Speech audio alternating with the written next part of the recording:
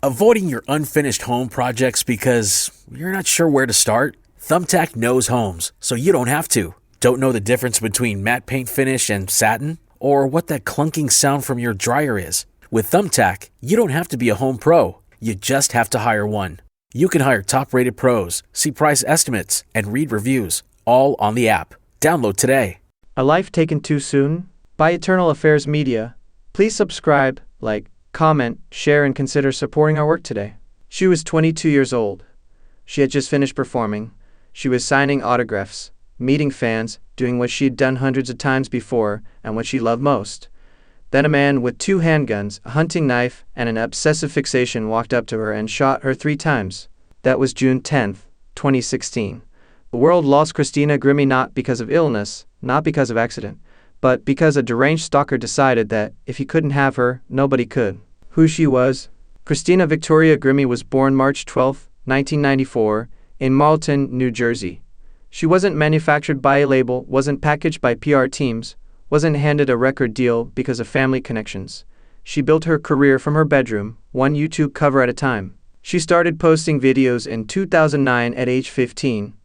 Her first big one, a cover of Miley Cyrus's Party in the USA, hit 10,000 views in 2 days. By the time she was 17, she had over 2 million subscribers. This was 2011, when YouTube stardom was still a genuinely new phenomenon. She was a pioneer of what we now take for granted, the direct artist-to-audience pipeline that bypasses every gatekeeper in the music industry. What made her stand out wasn't just technical ability, though she had that in spades. It was the feeling behind her voice. She didn't just hit notes. She inhabited songs. Her piano-bass covers stripped pop productions down to their emotional core and rebuilt them as something intimate and personal. Watch her cover of Just a Dream by Nelly. Watch her do Titanium. Watch any of them. The voice that comes out of that small frame is almost disorienting, powerful, controlled, soulful in a way that made you forget the original versions existed. The voice? Let's talk about that voice, because it deserves more than a passing mention. Christina was a soprano with a range that spanned roughly 3 octaves. She could float through a head voice that was pure and crystalline, then drop into a chest voice with genuine weight and grit. She had vibrato control that most classically trained singers spend decades developing. She could riff and run without ever losing the melody, without ever making it about showing off rather than serving the song. Her piano playing was equally serious. She wasn't just comping chords. She had real technique, classical training that gave her the foundation to arrange pop songs with harmonic sophistication that elevated the material. She understood dynamics. She understood space. She understood that sometimes the most powerful moment is the one where you pull back and let silence do the work. This is what separates actual musicians from content creators. Christina was both, but she was a musician first. The YouTube fame was a vehicle, not the destination. The Voice the Show. In 2014, she auditioned for Season 6 of The Voice. She performed Miley Cyrus's Wrecking Ball. All 4 chairs turned within the first 30 seconds. Adam Levine, Blake Shelton, Shakira, and Usher all fought over her. She chose Team Adam. That choice made sense. Levine was the pop rock guy, and Christina's sensibility aligned with that lane. She made it all the way to 3rd place, losing to Josh Kaufman and Jake Worthington. The outcome didn't matter much. What mattered was that millions of people who'd never clicked on a YouTube cover saw her for the first time and understood what her subscribers already knew. This girl was the real thing. After the show, she signed with Island Records. She released an EP, Side A, in 2016. The lead single, Without Him, showed her moving confidently into original material, synth pop with emotional depth, her voice front and center.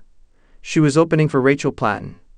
She was writing. She was building toward a full album. Then it all stopped. June 10, 2016. The Plaza Live in Orlando. Capacity about 1,000.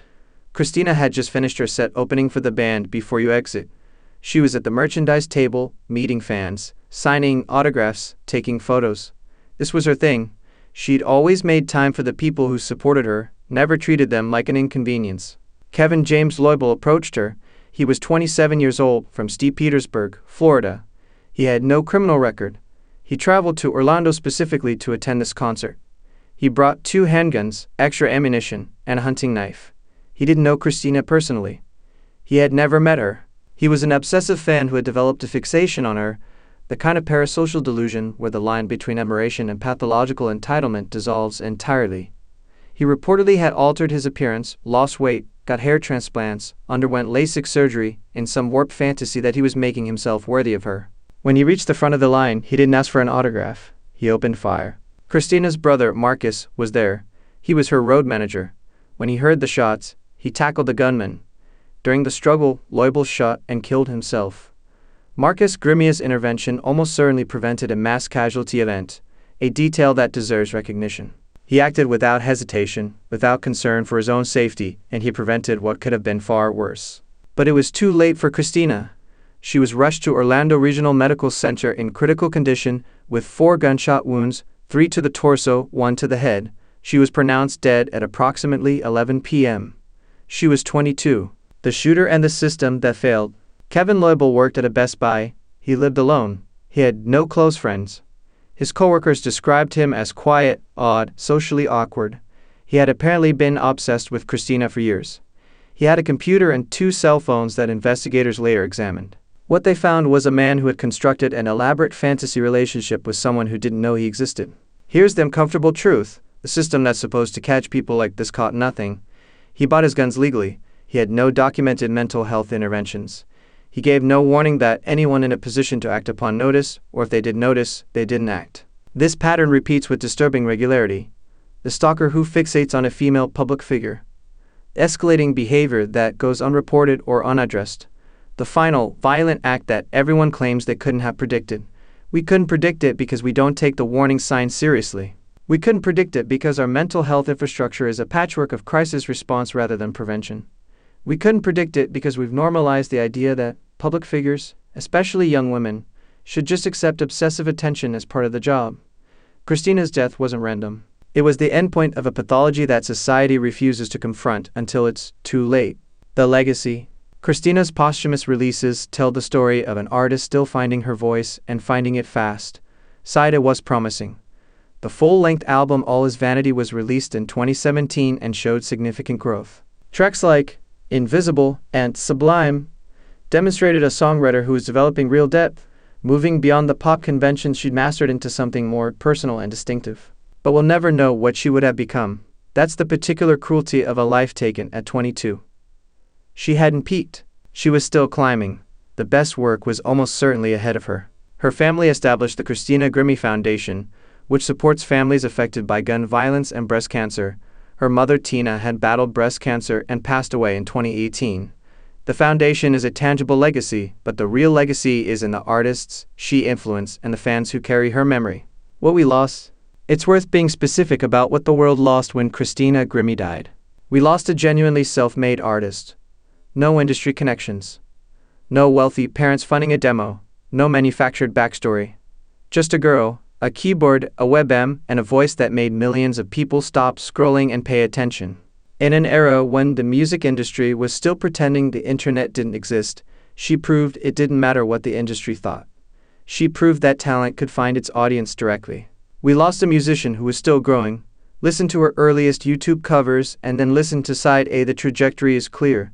She was getting better, more confident as a writer, more adventurous as an arranger, more herself as an artist. The album she would have made at 25 or 30 would have been something special. We lost a person who, by every account, was genuinely kind. Not performatively kind, not strategically kind. The kind of kind where you stay after the show for 3 hours because you remember what it was like to be a fan yourself. The kind of kind where you respond to YouTube comments personally. The kind of kind where you make the people around you feel seen. We lost a young woman who represented something increasingly rare in popular culture, the absence of cynicism. Christina wasn't ironic. She wasn't detached. She wasn't too cool to care. She was earnest and open and sincere, and she made that sincerity feel like strength rather than naivete. The fan connection. The relationship between Christina and her fans. The Team Grimmie community was unusual in its authenticity. She called her fans friends, friends plus fans. Corny? Sure, but she meant it. She maintained active engagement with her community long after she could have delegated that to a social media team. She did live streams.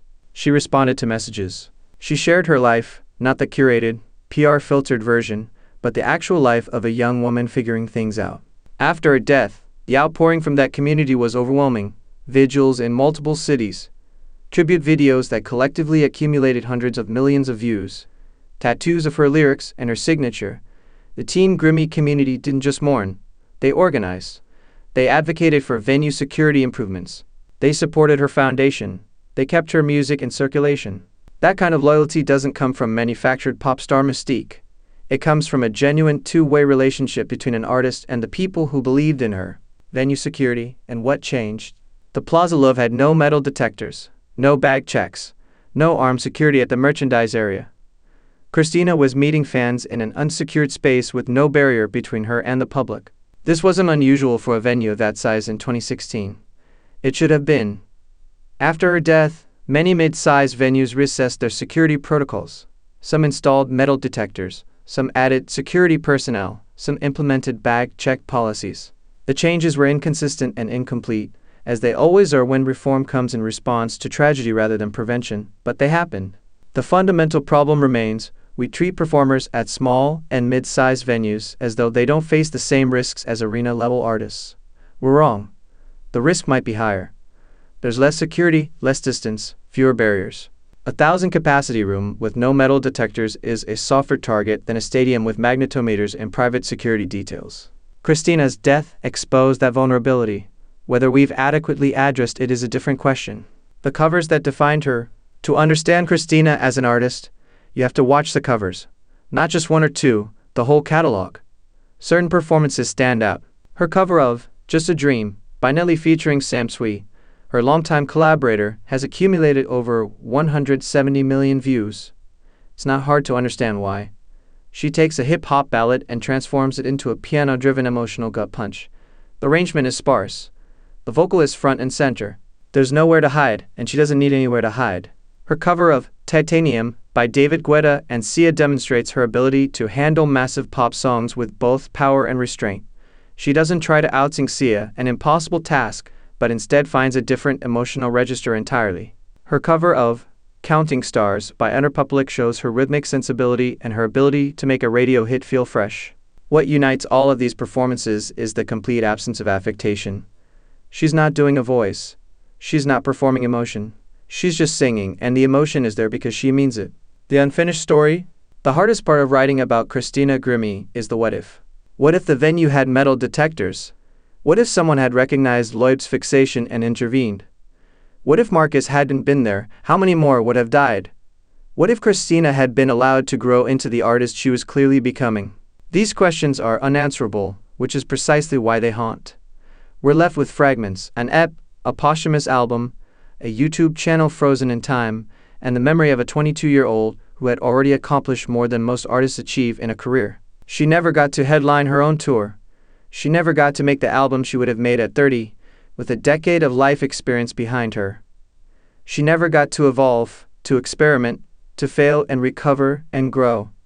She never got to become whatever she would have become. Final tribute.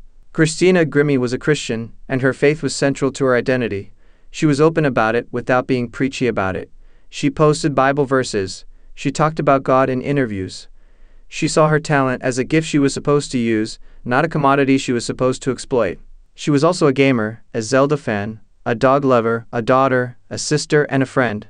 She was a normal person with an abnormal talent who handled sudden fame with a grace that eludes most adults, let alone teenagers. The measure of a life isn't its length, it's its impact. By that measure, Christina lived more in 22 years than most people do in 80. She touched millions. She inspired thousands to pick up instruments and start singing. She built a community that outlasted her. She left behind music that still sounds fresh and alive and urgent a decade later. But she should still be here. She should be 32 years old, releasing her 5th or 6th album, headlining theaters, maybe starting a family. She should be watching the artists she inspired find their own audiences. She should be doing live streams from her home studio and still calling her fans, friends, and still staying after shows because she remembers what it felt like to be the kid waiting for an autograph. She should be here, and she's not, because a broken man with easy access to guns decided that his fantasy entitled him to her life. That's the truth. It's not comfortable. It's not redemptive. It's not a story with a satisfying arc. It's a tragedy, senseless, preventable, and permanent. Remember her voice, Remember her kindness, remember what was taken, and remember who took it, and remember that we have not done enough to prevent it from happening again. Christina Victoria Grimmie, March 12, 1994 to June 10, 2016. Praise and peace, young sister in Christ. By Eternal Affairs Media, please subscribe, like, comment, share, and consider supporting our work today. Avoiding your unfinished home projects because you're not sure where to start? Thumbtack knows homes, so you don't have to. Don't know the difference between matte paint finish and satin? Or what that clunking sound from your dryer is? With Thumbtack, you don't have to be a home pro. You just have to hire one. You can hire top-rated pros, see price estimates, and read reviews, all on the app. Download today.